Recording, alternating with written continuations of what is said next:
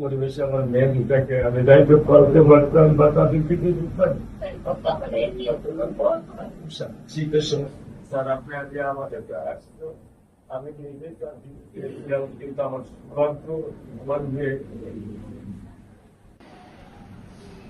আপনি স্যার বিশ্বাস করবেন না আমার স্যার 3 বছর বয়স আরো মনে করতে পারে স্যার সে পুরে এখানে একজন নেতার একটা বাচ্চাও স্যার মারা গিয়েছিলেন আপনার মনে হয় স্যার হয়তো বা স্মরণ আছে। ভালোবাসা আর ঋণের কাছে স্যার আমরা ঋণী, কিন্তু স্যার আমার মারাতে পারবো আমার যে অনেক দেখেছি তা আপনার স্যার কিছু না আমি বুঝতে পারি না এতটুকু আপনাদেরকে বলার জন্য আজকে এখানে এসেছি যে এটা বিচারে অনেক কথা বলতে পারি এগুলো কথা আমি বলতে চাই না ইনশাল্লাহ এতটুকু বিশ্বাস রাখেন যে আল্লাহ টিচার টিচার আপনারাই দেখবেন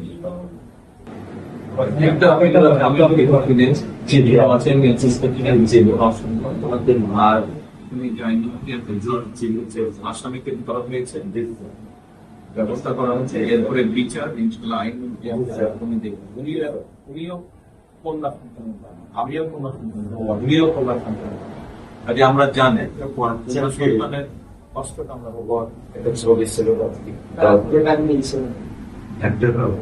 স্যার কিছু বলে তোলেন না, আমি শুধু আপনি মেয়ের বাবা, আপনিও স্যার একদম মেয়ের বাবা, শুধু একটা আমি বিশ্ব আপনাকে স্যার দেখাবো আর কিছু দেখাবো না স্যার। অনেকে এখন স্যার স্যার আমি দেখবো না স্যার, আমি সারা জীবনে স্যার আমি দেখবো না।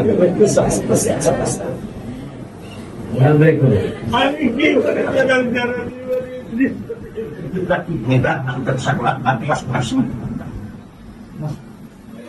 আমার এই দেশে আমি কি দিয়ে পূরণ করবো? আমার মেয়ে শুক্রবারে নামাজ মসজিদে নামাজ পড়ে, আমি 3 ওয়াক্ত নামাজ বাসায় পড়ি স্যার, কারণ ও আমার সাথে নামাজ পড়তে পছন্দ করে। 2 ওয়াক্ত নামাজ আমি ওকে নিয়ে স্যার আমার বাসায় পড়ি স্যার। আল্লাহ আমি জানি না আল্লাহ তাআলা আমার কোন পরীক্ষা ফেলেছে, এই দুঃখ এই কষ্ট মৃত্যু ছাড়া আমার আর কোনো শেষ নেই স্যার, আর কোন শেষ নেই। আপনার দায়িত্ব মানে প্রধানমন্ত্রী নেবে, আমাদেরকে তো আপনাদেরকে শক্ত হতে হবে না, আপনার তো বড় মেয়েটা রয়ে গেছে তো এখন তো ওর জন্য আপনাদেরকে শক্ত থাকতে হবে। স্যার সত্য কথা, আমি যখন ওকে ভ্যানে পাঠাই আমি খুব বল পাই, আমি কালকেও বলে দিছি যে আমি আর ভ্যানে দিব না, তুমি প্রতিদিন ওকে রিস্কায় নিয়ে যাবা, রিস্কায় করে নিয়ে আসবা। আমি ক্লান্ত স্যার, 10 বছর বয়স থেকে স্যার অবহেলা পেতে পেতে পেতে পেতে স্যার আমি আর নিতে পারতেছি না স্যার। আল্লাহ আমার ভাগ্য দিচ্ছে, আমি কি করবো স্যার, কি করবো? ঘরের ব্যবস্থা মানে বলেছেন ওরা হবে ধৈর্য ধরো, ইনশাল্লাহ বিচার হবে খুব সংক্ষিপ্ত সময়, কারণ এটা দিয়ে বেশি বলতে পারবো না, কারণ আদালতের বিষয় তো।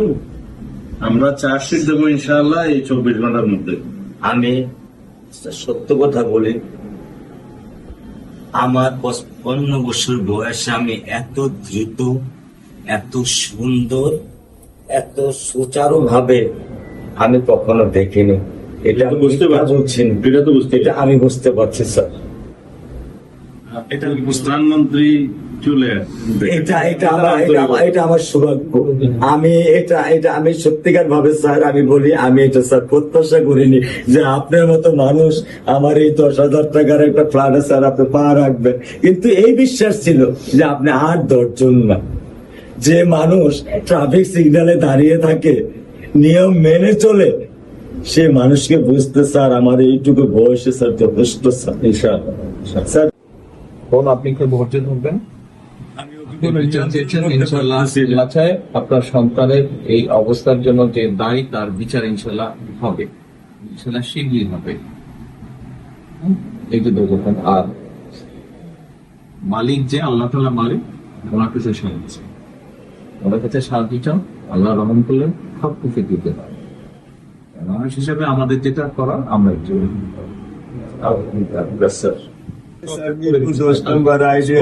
ক্লাস 9 পড়েছে।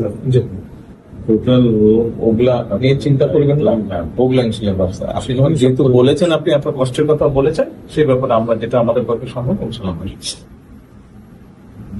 আপনি কিছু বলবেন বল? না, আমি স্বামী যেটাই বলছি এটা আমার চাওয়া। স্যার আপনি আমাদের একটু মেহরবানি করে আমাদের খেয়াল রাখবেন, মেহরবানি করে যেন। আমরা প্রথমে সবচেয়ে আগে যেটা এই মুহূর্তে আমরা করতে চাই সেটা হচ্ছে যে এই অন্যায়ের সাথে যে জড়িত তার বিচার আমরা আগে করতে চাই, জি, তার বিচারের ব্যবস্থা আমরা আগে করতে চাই। জি স্যার, এইটা আমরা আগে প্রথমে করতে চাই। জি স্যার। আপনাদেরকে শক্ত থাকতে হবে, ধৈর্য ধরতে হবে, ওর দিকে তাকে শক্ত থাকতে হবে। এক সন্তান আল্লাহ নিয়ে গেছে, আরেক সন্তান আপনার কাছে আছে, ওর কথা মনে করে আপনাদেরকে শক্ত থাকতে হবে, ওর দিকে তাকে। ঠিক আছে?